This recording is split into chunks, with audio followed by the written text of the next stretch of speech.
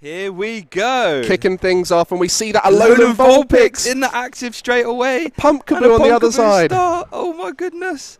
Ondrej, you can see there the body language he's going to try and work out. Does he know what the VStar does? I have to imagine he probably does, but all of a sudden, going to have to play this game a little bit differently. And typically, water decks in the current format don't have that ability to knock out early. They have to take a few turns to build up that energy.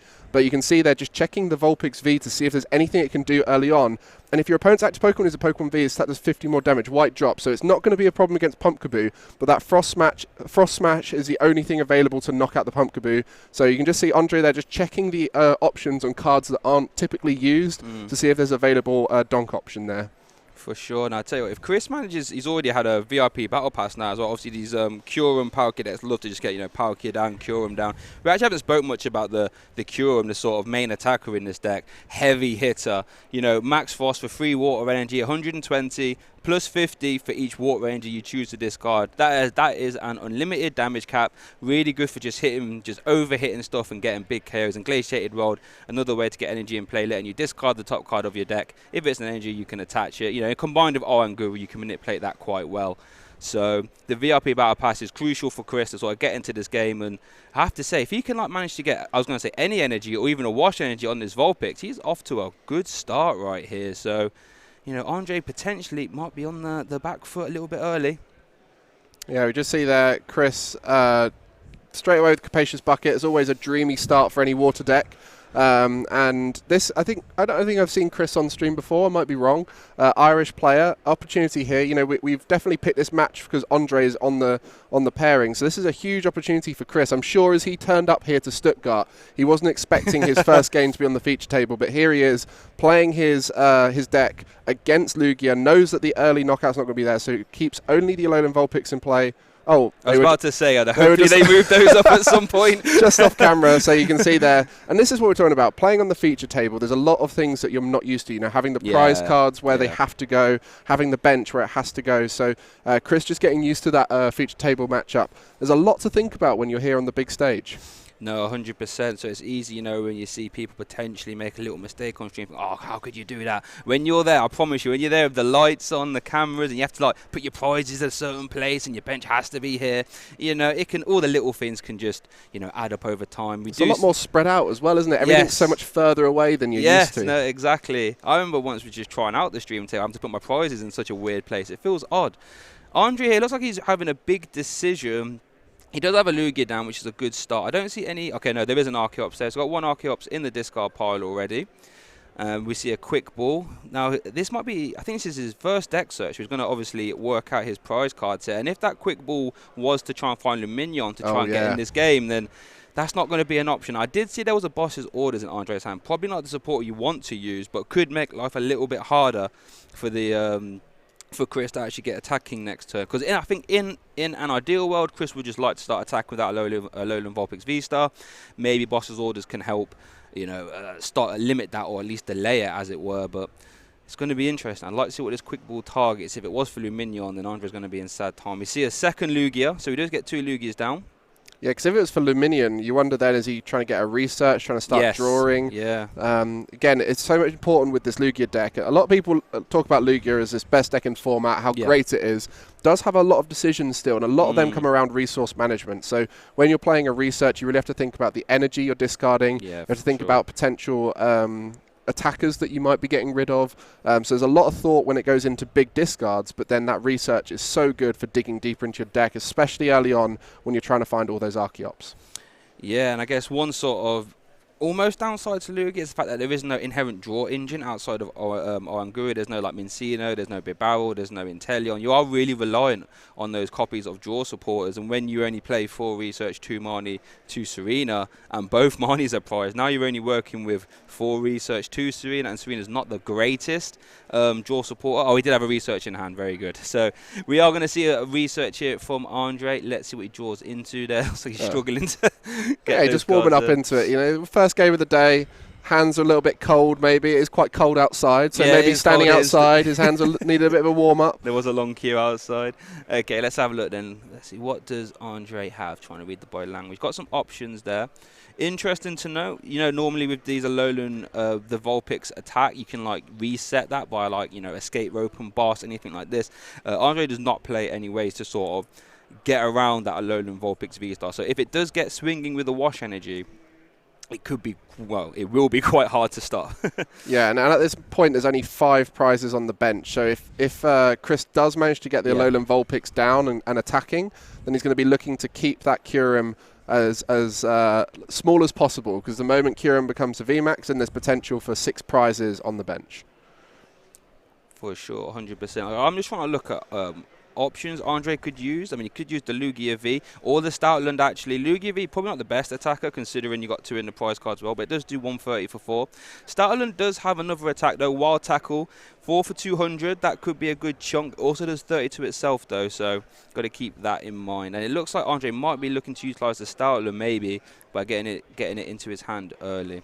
Equally, it could just be thinning. At this point, Ondrej's probably unfamiliar with the Alolan Vulpix and what to do around it. We did see it have a little bit of success over in Brisbane already. Yes, we did. So definitely something we have to start thinking about. And that's exactly it. We're going to be looking at various different options players are thinking about to counter Lugia. Because picking Lugia is a great option. It is a strong deck right now, but you will be playing a lot of Lugia Mirror. And there'll be players out there who won't be comfortable with that idea and be looking to play their own counter options. And we see here Chris starting off the Dream Star and Irida going down. Only 3 copies in the deck, as we mentioned. There's a lot of different stuff in this deck. So some of the typical 4-ofs in a water build are having to be cut down. So only 3 Irida. There's only 2 Battle VIP Pass. So those first turn outs are tough. Done well to open it there with only 2 copies. Here we see the Irida. Now we do have some draw available to Chris via Greninja. So I'm intrigued to see what this Irida opts to target here. We could see a Palkia V-Star. We could see a Kyurem VMAX. We could even just see the Alolan. The Alolan Vulpix. The Alolan Vulpix. Right at the front. To the front, so I'm guessing that's the target. Going to take that, and then an item card as well. Maybe it's like an Evolution Incense to grab the Palk. Because as it stands now, if he grabs the Palk, he definitely has an energy in hand. You can grab the Palk, discard an energy with the Greninja, draw 2 cards, Star Portal, and then that will be a way to get your Alolan Vulpix running. So we could see that line. We could also see some shenanigans with, we see a Choice Belt. Okay, interesting. Making the damage go up to 190. Well, at this stage, the checkmate that we've spoken about requires that wash water energy. It does. And the only way to get wash water energy, there's 2 copies in the deck, is through that natural draw. Yes. So it's going to be pretty tricky to get that otherwise. And there are some ways to draw. We've got, unfortunately, Irida's been used, so all the supporters are out of the question. But you do have that Greninja. Yep. There is a Crobat involved. The Oranguru gives you that extra little card that you can look at. But it's all very shallow dig. There's not going to be the ability to motor through loads of the deck like a Mew VMAX would have. There's going to be a very different approach here from Chris. So that wash water energy, not easily accessed, and definitely not the early game plan in this deck, similar to the Ice Cube idea. You don't typically start with Ice Cube because if you can, because you don't want to have that out there available for an early knockout. And if that wash water energy doesn't come down, then Yveltal is a potential option. Yes, that is the key. That Yveltal is Ondrej's sort of break glass in case of emergency type option against this Vulpix. It will be able to just swiftly KO it if there is no washing. But here we do see the Alolan Vulpix V-Star. I don't think there's any Pokemon recovery here for Chris as well. So once this, if this Alolan Vulpix does go down, then he will be back to playing a normal Kyurem Palkia deck, which is a strong deck by any means. Has dipped down in popularity a little bit. We didn't see a ton of it in LAIC, but obviously it was a big powerhouse in the Lost Origin meta. Here we see the Manu attachment to the Vulpix. We see the Choice Belt. So we've already seen a supporter, so I think the only draw we can have now is via the Greninja. Oh, and a pass. Did he use the Greninja already? It seems like Greninja wasn't used there, potentially not wanting to discard water just yet. Yeah. And hoping that there's a miss here, which is a tough question to ask against Lugia with 2 Archeops in the bin, in the discard, and the V-Star is the only option needed to get those Archeops out. But one thing you do notice is by not knocking out that Pumpkaboo, it hasn't opened up bench space. That's so a good point. 2 Archeops and a Yveltal aren't an option here, but then the Lugia could be a knockout. So going to force an uncomfortable route for Ondrej potentially here, as there is only 1 bench spot for Archeops. So Chris starting a little bit slower, but recognizing the overbenching from Ondrej could cause some problems. Yeah, you're 100% correct there. Obviously, Lugia decks tend not to run, any switching cards. We did hear some rumblings maybe of like a Bird Keeper or a Cheren's Care. Ondrej is choosing not to play any copies of those. Obviously, Cheren's Care wouldn't have been helpful in this scenario anyway. Here we do see a Lost Vacuum to get off that choice. Or we get rid of the Stoutland. Yeah, I think he doesn't like it in this matchup then. It's very much there for the Lost Box. True. And in this matchup, you want to hit big numbers. So getting rid of that. You did say there was an option on it with the Wild Tackle, but I guess Lugia's Tempest Dive is as good. So, at this point, we're seeing everyone with this Lugia deck, and that first few turns is so key. As you mentioned, the draw in it, very much a natural draw. So it has to come through things like research, like Marnie. And so if you don't find that VStar, which has been found here, then it can be in a bit of a pickle. But all of the things required here, except for 2 bench spaces for Ondrej. Yeah, not having 2 available bench spots is crippling, because Lugia, if it only gets 1 Archeops into play, is a completely different animal. Like, if you only get 1 Archeops into play, then Yveltal's pretty much a pipe dream at that point. You're not going to be able to ever use it. So yeah, and Lugia typically doesn't play switch outs because of that ability to just pump down energy. You can use your energy as switch out. So in this situation, Pumpkaboo, 2 retreat costs, you need to be able to use one of your Archeops to attach that double turbo to the Pumpkaboo to retreat it. But that's not possible here. So Pumpkaboo is stuck in the active, and we do see a very smart pass from Chris there, as that Pumpkaboo is locking up the bench and it's locking up the active spot. Yeah, done well. That Pumpkaboo is really being a thorn in Ondrej's side right now, and Chris almost got a free pass here, getting away with not attacking turn 2, but equally being able to start swinging here. We see the 3rd water energy attachment here, and like we said, if there's potential, we just see the attack. There we go. So that would have been a Snow Mirage. 160. So now this Alolan Vulpix is immune to damage by any Pokemon that has abilities. Okay. Interesting. But now that does open up bench bots now. So, Summoning Star can now get those 2 Archeops. There are 2 Archeops in the discard pile, meaning Ondrej will be able to accelerate 4 special energies straight from the deck. Crazy amount of energy to be accelerating. So let's see what happens. Now, there is no wash energy, so Yveltal at this moment can still be live. Obviously, there's no bench spot for Yveltal yet, but until that wash energy comes down, the Alolan Vulpix is still kind of vulnerable. We could also see a Lugia V attack, Aero Dive. Don't hear that one too often, but for 4 energy, you may discard a stadium in play. But I guess the problem with using the Lugia V attack, Mike, is that it's 4 energy. That's costly. Early on, that would be costly. It's the only way to get damage on unless you're using Yveltal, as we mentioned before. Yeah. But at this stage, bench is full. Both Archeops are there. There is potential for Gust, knock out somebody on the bench and deal with the Alolan Vulpix later, but that gives more time for the Wash Water energy to come out. And at this stage, my assumption would be a knockout on the bench. And as we mentioned, there is only 5 prizes on the bench right now. So as long as Chris doesn't start evolving that Cure and VMAX or benching more options, then at some point the Alolan Vulpix will need to be knocked out. And the longer it stays in play, the longer that Wash Water energy is an option. Yeah, exactly. So it's a new interesting scenario there for Ondrej. Like, you really want to try and get to that Yveltal, but as it stands now, it's just not possible. Like I said, there's a lot of bench Pokemon in play right now. So it looks like we just see a Primal Turbo to the active. It's got 3 energy there. Got to capture a Power Forward, Choice Belt, and an Aurora. So that Lugia will be swinging for big damage if it does actually hit into something, But let's see what Ondrej chooses to do. 1 Primal Turbo has been used by the looks of it. Yeah, we see the cut. Ondrej's thinking now what we... Looks like he's picking up that Lugia, noticing that is a Pokemon that can actually, damage that Alolan Vulpix V-Star. Here we see a Primate Wisdom, I believe. A little bit extra dig. Let's see if he's happy with that. Couldn't quite work out there. Couldn't quite work out anything from that. But so this is like a dire situation, though. If there's no Gust like you alluded to, then this Lugia's just going to have to take a hit, and that's a 2-shot. Yeah, there was a boss earlier on that was in the first hand that got researched away. Was, so that's 1 gusting option taken away. There are 2 Serenas and another boss in the deck. But we do see, the Serena for the Kyurem VMAX. Well, Kyurem V, it's not quite VMAX yet. That's going to be a knockout there.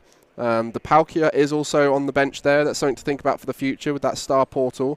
But at this stage, having to keep up with that tempo by getting knockouts And the only thing to worry about, as we mentioned, is the potential checkmate of Alolan Vulpix, because this matchup, historically, without the Alolan Vulpix, we've had a very short history with Lugia V-Star, but we've had a lot of Lugia V-Star information. Against Kyurem Palkia is about 65-35, so it generally wins most of the time, because it's such a strong matchup in favour of Lugia V-Star. That's where that Alolan Vulpix is trying to swing it back in favour of Kyurem Palkia to try and have that checkmate option.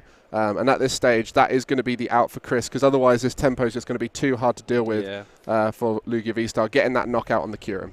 And I really like the decision there from Ondrej to go after the Kyurem V, because the Kyurem V can evolve into a 330 HP monster, and 330 is a number that even Lugia can sometimes struggle to hit. And if you did want to hit that 330, you have to commit so many powerfuls, you might want them elsewhere. So Ondrej just choosing just to stop all that and get straight back in the race. 2 prize cards up. We see another choice belt, which actually I believe will make it a 2-shot into Lugia, sort of getting around that V-Guard energy that Ondrej chose to put on.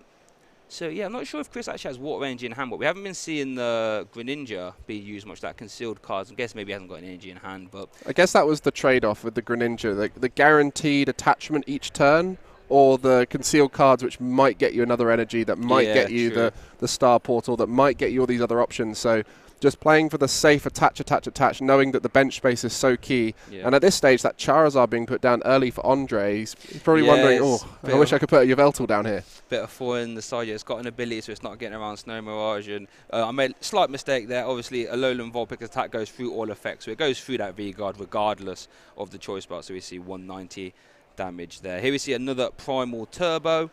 And that Alolan Vulpix, it's a card that I think a lot of people overlooked. It wasn't on my notes actually to talk about, since it did do well in Brisbane. We might be seeing it potentially, take a dub off the world champion, no less. So maybe it's time to everyone start getting your Alolan Vulpixes in. Well, that's the key here with this deck on Chris's side. I don't know how much we'll see players consider accessibility, but as far as deck accessibility goes, having those Palkia and Kyurem still in the binder from Lost Origin meta, if you just want to chuck a Alolan Vulpix in there and maybe a Serena or two, if that's what you're thinking, ultimately it's a quick upgrade, and you might want to change a few of the cards. So we see Temple of Sinnoh added in, we see the Wash Water Energy now a bit more of a focus. So all of these cards are essentially just a few little techs for the meta, but it doesn't mean you have to go out of your way to go get a whole new deck. Exactly. Lugia V-Star is a whole set of new cards that people probably didn't even have access to before. I was talking about Stoutland. I had one in my don't worry about these cards, they'll never get a useful binder. The bulk binder. And then I had to pull that one out to find someone to trade it with. Yeah, exactly. Even Lugia as well, like you need 4 powerful energy. I mean, I can't remember what set that was. Darkness Ablaze or Vivid Voltage? Let's have a look. Darkness Ablaze. Who has a lot of Darkness Ablaze bulk liner? I know I didn't. So Lugia V-Star, like you said, having to get a whole new ton of cards. But like you said, if you've already got the Palkia Kyurem shell at home, all you need is a little 1/1 Alolan Vulpix, off to the races. Looking at Ondrej, we do see the Primal Turbos going onto the Lugia V-Star. 2 powerful energies getting attached and the DT. So that is getting ready to swing there. So let me just do a damage calculation there. So 130 go up to 150, 170 goes down. So 140 damage, is that correct? Yeah, so there's 2 powerful and then the double turbo. So the manual retreat, and this is where we start thinking about resources as well. A lot of energy being used to retreat does start to eat into the late game potential, but we will see damage available with that aero dive. So it will be 150 damage, I believe. So it's a 2-hit knockout, but it does mean that the counter knockout is something to think about with a potential like a Palkia or something like that. But again, Alolan Vulpix, it's low numbers. This is why it's not as effective, because you 2-hit trade into stuff like Lugia V, which is just using Aero Dive. And this could be problems for Chris here, because like you said, this Alolan Vulpix isn't going to be able to sort of batter through this Lugia, which means it will be getting carried. Looking at his hand, that is a suspect hand. We do see a switch. We see a training court actually. So does Chris have any energy in this card part? I don't think he does actually. So there's a very roundabout option, but I don't even know if it's available in that hand. Is if there was a Palkia V-Star down,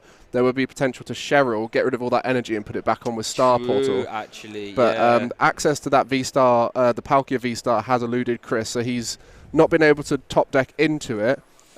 We'll potentially consider Cheryl here, and then maybe use the So benching another card. So this does mean no matter what, Yes. there is going to be a way around this wash energy. So now it's going to be thinking about just attacking normally. And you just see there announcing the Snow Mirage, 190 damage onto that Lugia. Will be able to return the knockout. And so for Ondrej, he's on pace to get that 4 prizes taken. Yeah, and this is pretty much a dream scenario for Ondrej now. Getting rid of this Alolan Vulpix and kind of getting the knowledge now that Chris's hand can't be that great, because I think this is 3 turns in a row now we've just seen attaching and attacking, or sometimes not even attaching. So Ondrej, I think the game might be starting to swing back in his favour, but anything can happen. And this is something you alluded to, Mike, right? When you try and over-tech a deck with a lot of one-offs, you see the Cheryl, we see an Energy Retrieval, we see Hisuian Heavy Ball, we see 3 different stadiums all at a 1 count. Sometimes that can come back to bite you in just overall deck consistency. And you can see in that hand there, there's a Training Court, and there was the Path to the Peak. Path to the Peak in there, and the Cheryl, and all the Cheryl. cards that you don't necessarily want in every matchup. So Chris is, at this point, looking to go down the typical route, get that Palkia in play.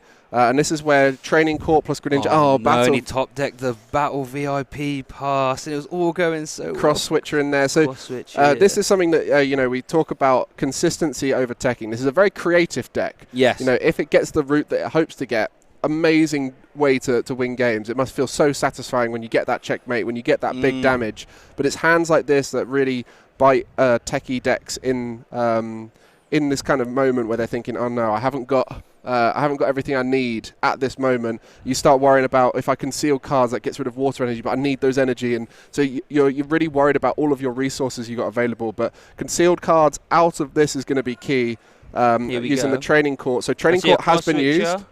I see. Is that a Pokemon? Oh, it's a Crobat with all that stuff in the hand. It's going to be impossible to clear out. So at this stage, Craig is just struggling to find everything he needs.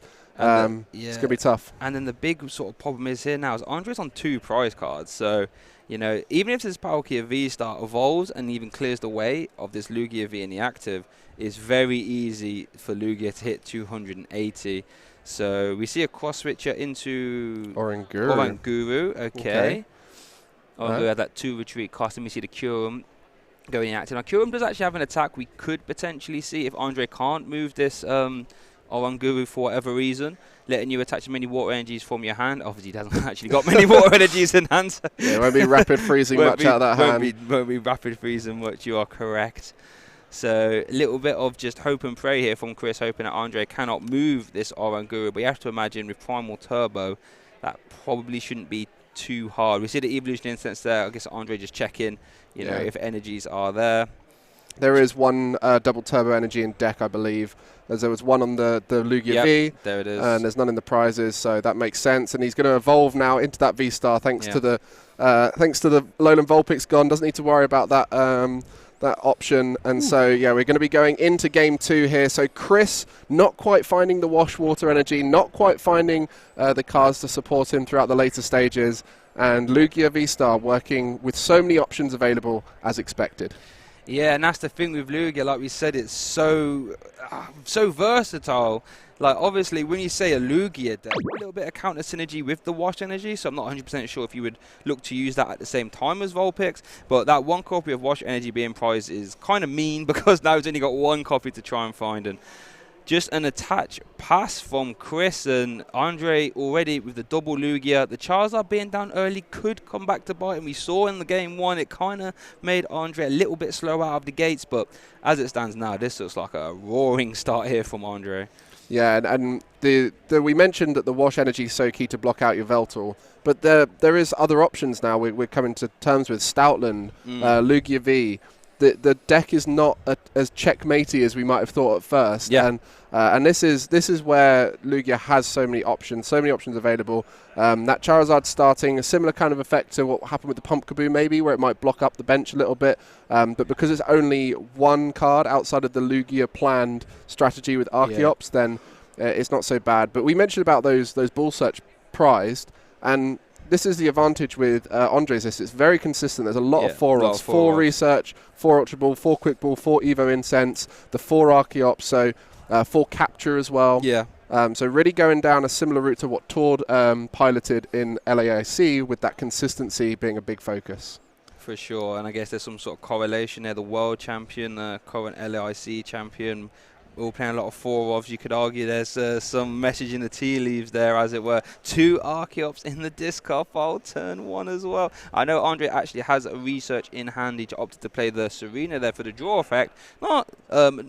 Not something you see every day, but really useful here. We see a turn 1 attachment as well with a V guard, making life a little bit harder for that Curum. But as it stands now, Curum with only 1 energy, not much of a threat. Okay, Alolan Vulpix coming down. As we mentioned, the consistency is the big question here for Chris. What's he got in hand? Melanie, a Marnie, a Switch, and a basic energy. So there is options there. There's options available. But again, cards in hand that aren't useful for right now is the big problem with these very teched out decks. And I'm sure Chris is hoping to get his game plan off.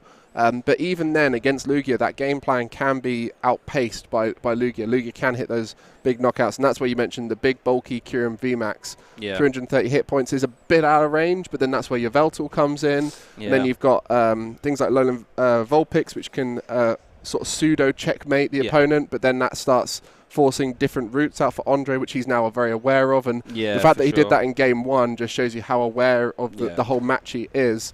So that there is potential for some things on Chris's side to catch Ondrej off guard, but right now Ondrej has already sussed them out in Game 1. Yeah, for sure. And I guess Chris's sort of hope could be, you know, if you start swinging with the Curum early, that would force a massive Lugia VStar, like a ton of powerful energies and choice belts. Really have to overcommit for that KO, and then hope that then there's a lot of resources gone there by the point that the Vulpix can try and hang around a little bit more, as it were. But we see a capacious bucket here from Chris.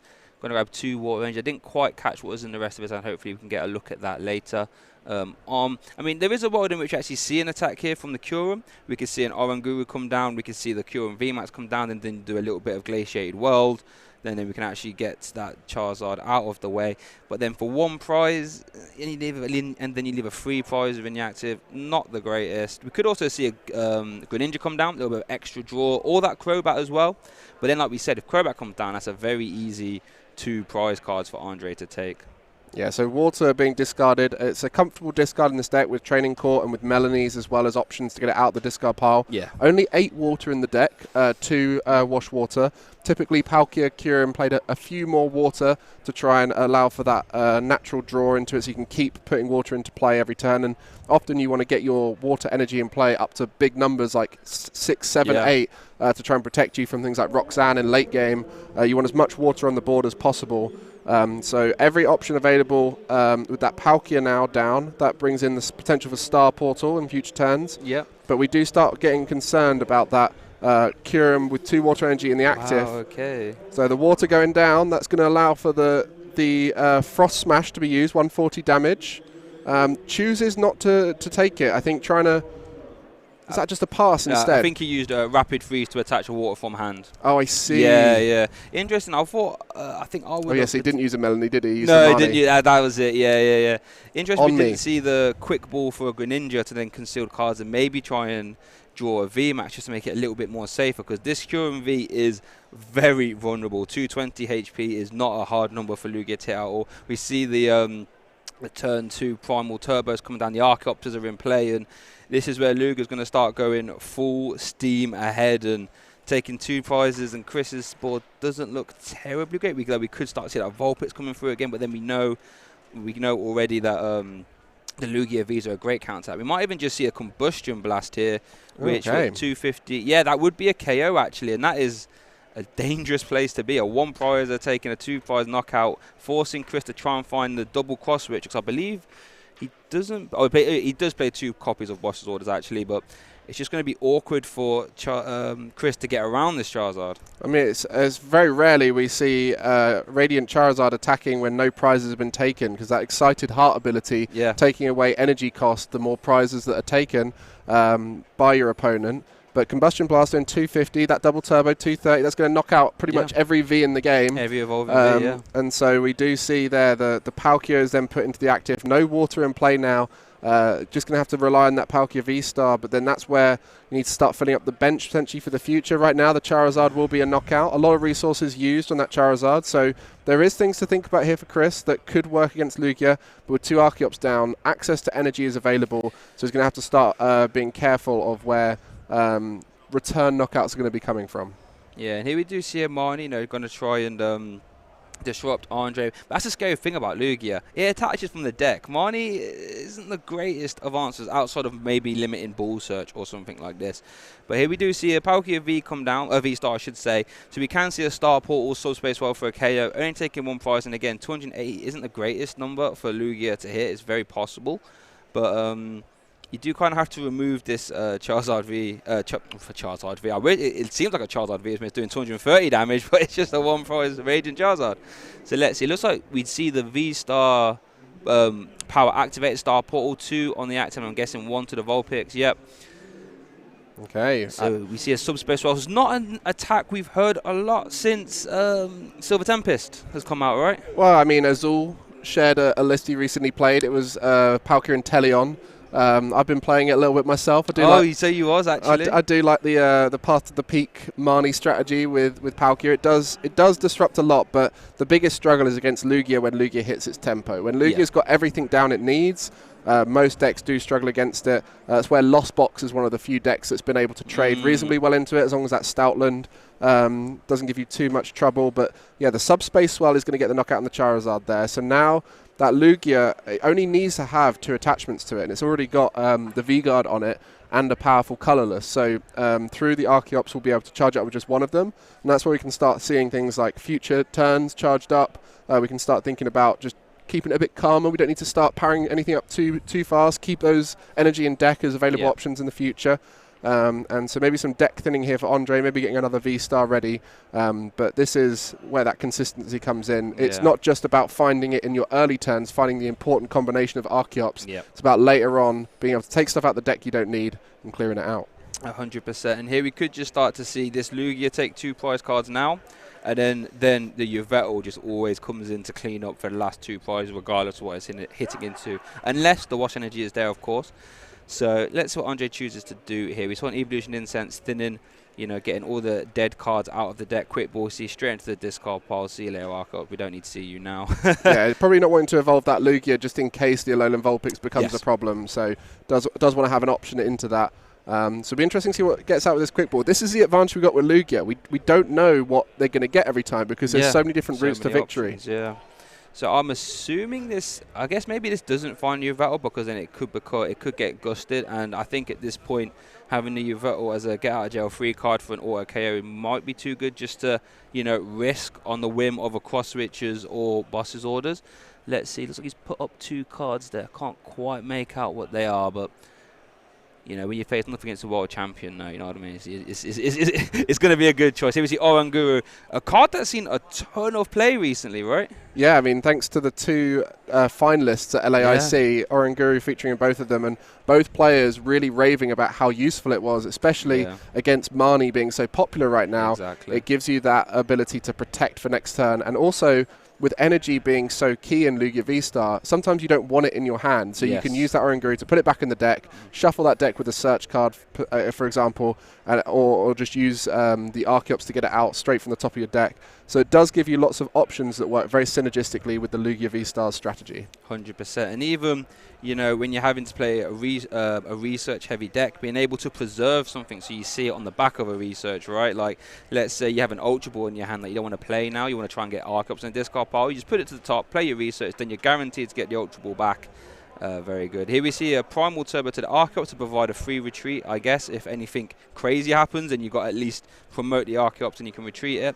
And it's looking like all steam ahead here for Ondrej. Yeah, only attaching one. He's in. Only attaching one from the Archeops, so it must be one in hand that's available to get that attack cost of the Tempest dive.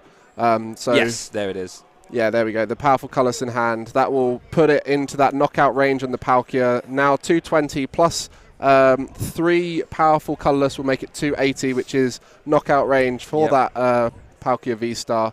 And that's going to be the return knockout there on Chris. Yeah, and I guess Chris can still attack via Melanie support or anything like this, but at this point, Alolan Vulpix probably isn't going to be the way to go. So we see the Cure V in the active, and let's see what Chris has.